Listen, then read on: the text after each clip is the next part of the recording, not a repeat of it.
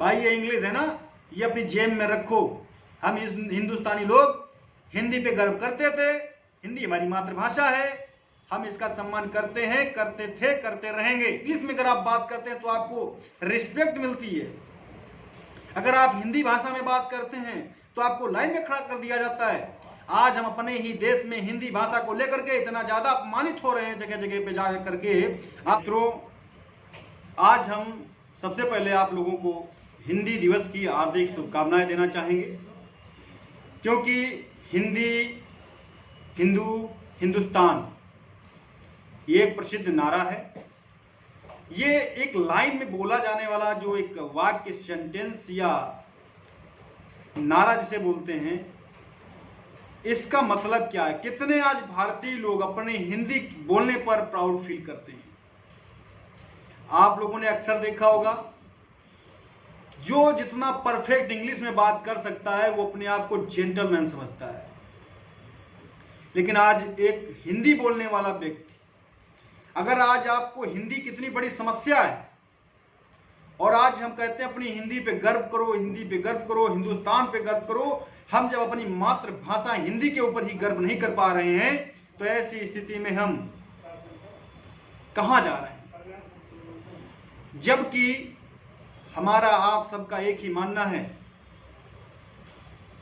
भाषा चाहे वो कोई भी हो, चाहे अंग्रेजी हो, चाहे हिंदी हो, उर्दू हो, फारसी हो या कोई भी हो, भाषा सिर्फ अपने विचारों का आदान प्रदान करने का माध्यम है, एक दूसरे तक अपनी सूचनाओं को आदान प्रदान करने का माध्यम है, एक दूसरे को समझने का माध्यम है।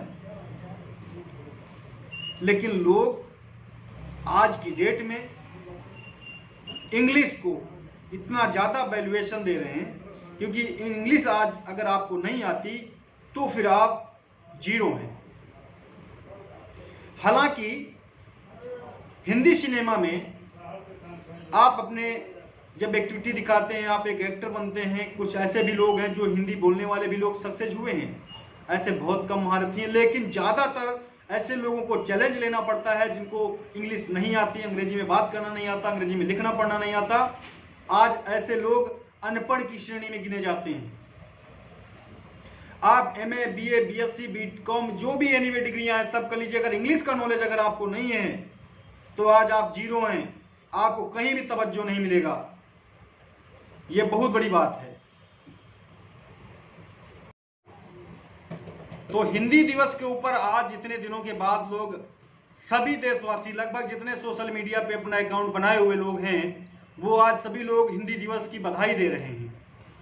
लेकिन ये बधाइयां हमें दिल से हजम नहीं हो रही हैं। हजम इसलिए नहीं हो रही हैं क्योंकि आज लोगों को अपनी हिंदी मातृभाषा के ऊपर प्राउड नहीं फील हो रहा है।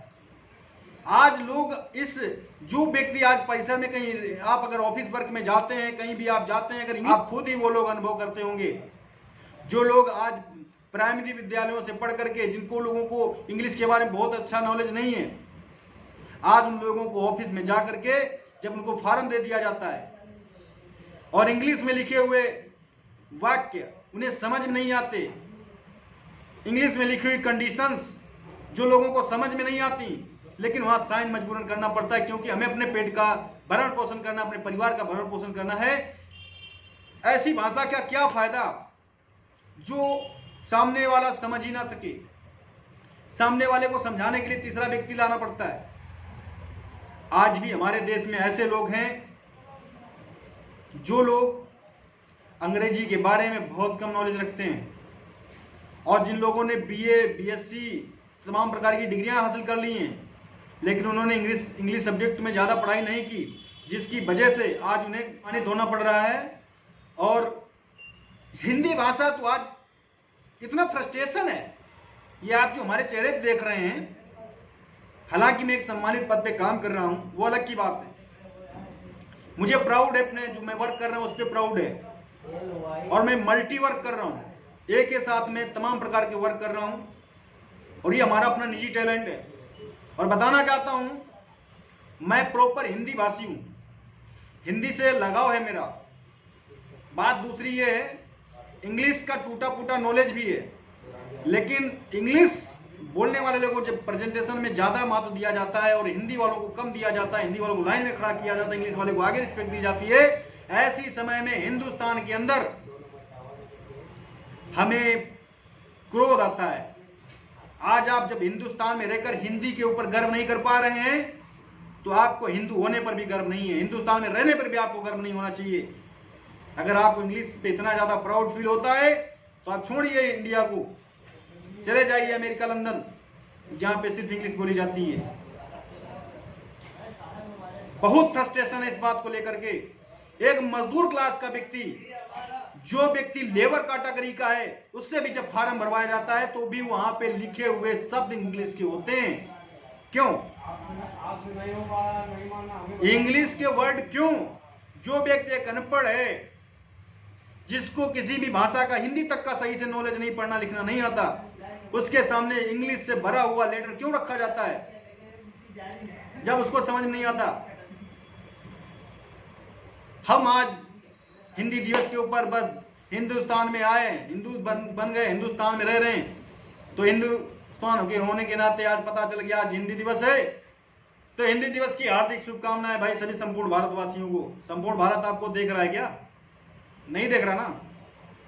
अगर प्राउड करना है तो अपने आप में प्राउड होना चाहिए। आप किसी ऐसे व्यक्ति के सामने इंग्लिश का प्रचार ना करें जो आपकी भाषा को समझता ना हो, वहां पे अपने आप को महान साबित करने की कोशिश ना करें।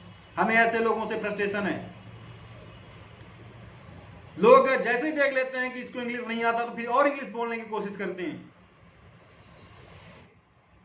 लेकिन मैं सिस्टम के लोगों से कहना चाहता हूं, अगर आपको अपने हिंदुस्तान में हिंदी मातृभाषा को कायम रखना है तो आप लोग सरकारी दस्तावेजों में भी हिंदी का उपयोग करें। आप जो फार्म भरवाते हैं आप वहां पर भी हिंदी का भाषा का प्रयोग करें। अगर आपको लगता है तो हिंदी इंग्लिश दोनों का प्रयोग करें, ताकि जो व्यक्ति इंग्लिश नहीं जानता है वो क्या क्या चीज पे साइन कर रहा है उसे भी जानने का अधिकार है, क्योंकि सूचना का अधिकार ये हमें संविधान ने भी दे रखा। ये सारी चीजें हैं। मैं एक ड्यूटी पीरियड में ये वीडियो इसलिए बना रहा हूं कि ये बहुत ज्यादा फ्रस्ट्रेशन है। आज सभी लोग जैसे ही कोई दिवस आ जाता है तमाम प्रकार की, सर मैं ये बधाई, वो पिताजी के ऊपर बधाई, एक दिन निश्चित कर दिया, एक दिन में पिताजी को बधाई दो, आज मातृ दिवस की बधाई दे दो। ये चीजें खत्म करो। इज्जत है दिल में रखो और इसको कंटिन्यू रखो, चाहे अपने हिंदुस्तान के प्रति हो, चाहे हिंदी भाषा के प्रति हो, चाहे आपके माता पिता के प्रति हो, चाहे भाई बहन के रिश्ते के प्रति हो। जब कोई डे भी निश्चित आता है तब आप बधाइयां देना शुरू करते हैं, तो ये बधाई